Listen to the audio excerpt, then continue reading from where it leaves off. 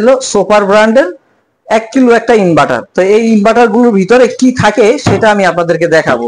এখানে main point হচ্ছে আপনার হলো দুইটা সেক্টর থাকে, একটা হচ্ছে আপনার ডিসি সেক্টর, এই যে আমি যে পাশটা আমি ধরে আছি এই দুটো হচ্ছে ডিসি সাইড, আর এটা হচ্ছে এসি সাইড।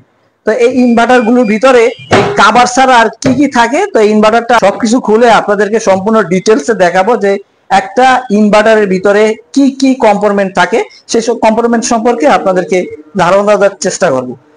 এটা হচ্ছে মূলত একটা সোলারের অন গ্রিডের একটা ইনভার্টার। তো এই ইনভার্টারটা আজকে সার্ভিস করব, আর এই ইনভার্টারটা আমার কাছে আসছে নরসিংদী প্লাস থেকে। তো একটা ফ্যাক্টরি থেকে আমাদেরকে ইনভার্টারটা আজকে পাঠাইছে এটা রিপেয়ারিং করার জন্য। তো ইনভার্টারটা দীর্ঘদিন যাবত ডিস্টার্ব দিতেছে, তাদের ডিসপ্লেতে কোনো কিছুই শো করে না, সেজন্য ইনভার্টারটা পাঠাইছে।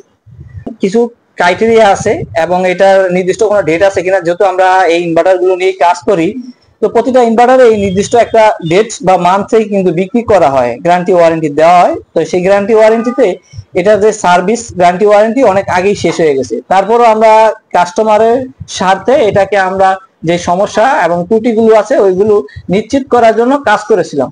তো এখানে মেন সমস্যা যেটা হলো এই ইনভার্টারটির যে এই যে ভিতরের সাইডটা যেটা আপনাদেরকে দেখাইতেছি, এটা হলো হিটসিং। যদি অতিরিক্ত গরম হয়ে যায় তাহলে হিটসিং এর কারণে কিন্তু ইনভার্টারটা ঠান্ডা থাকে। এই হিটসিংটা কিন্তু প্রতিটা ইনভার্টারে আপনারা দেখতে পারবেন।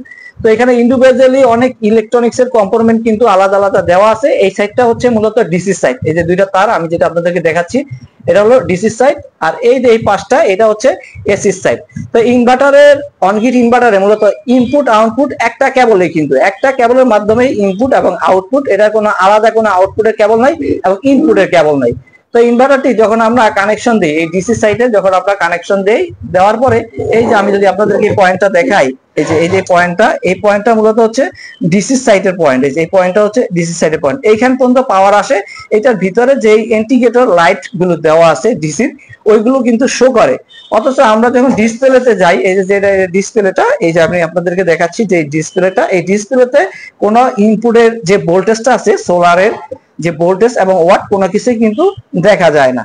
তো আমরা যদি এই বিষয়গুলো যারা সমস্যার সম্মুখীন হবে তারা কিভাবে এই ডিসপ্লের যে আপনার ওয়াট এবং ভোল্টেজ এসি সাইডটা কিভাবে দেখবেন এবং আপনার ইনভার্টারটা কি আদৌ কি কাজ করতেছে কিনা সে বিষয়ে যদি দেখতে চান, যদি ইনভার্টারের ডিসপ্লেটা যদি কাজ না করে তারা কি করবেন, এই যে এনার্জি মিটার গুলো আছে, এই যে এনার্জি মিটার আমাদের বাসাবাড়িতে সব জায়গায় কিন্তু এই ধরনের মিটার পাওয়া যায়। তো এই মিটারটা আপনি এসি কানেকশন দিয়ে আপনার ইনভার্টারটি কি কাজ করে কিনা সে সম্পর্কে কিন্তু জানতে পারবেন এবং দেখতেও পারবেন। এই ইনভার্টারটি অ্যাকচুয়ালি যদি কাজ করে এবং আউটপুট যদি দেয়, তাহলে এই যে আমার হাতে যে সিঙ্গেল ফেজের একটা এনার্জি মিটার, এই এনার্জি মিটারের মাধ্যমে এইখানে কিন্তু আপনি ওয়াটটা দেখতে পারবেন ইনভার্টারের। অ্যাকচুয়ালি ইনভার্টারটা কি আপনার আউটপুট দিতেছে কিনা, যেহেতু ইনভার্টারটা ডিসপ্লেতে কোনো কাজই করে না বা ডিসপ্লেতে কোনো কিছু দেখা যায় না, সেক্ষেত্রে আপনি এই এনার্জি মিটারের মাধ্যমে আপনাদের ইনভার্টারে কতটুকু আউটপুট দেয় এবং এটা অরিজিনালি ঠিক আছে কিনা সেটা কিন্তু দেখতে পারেন।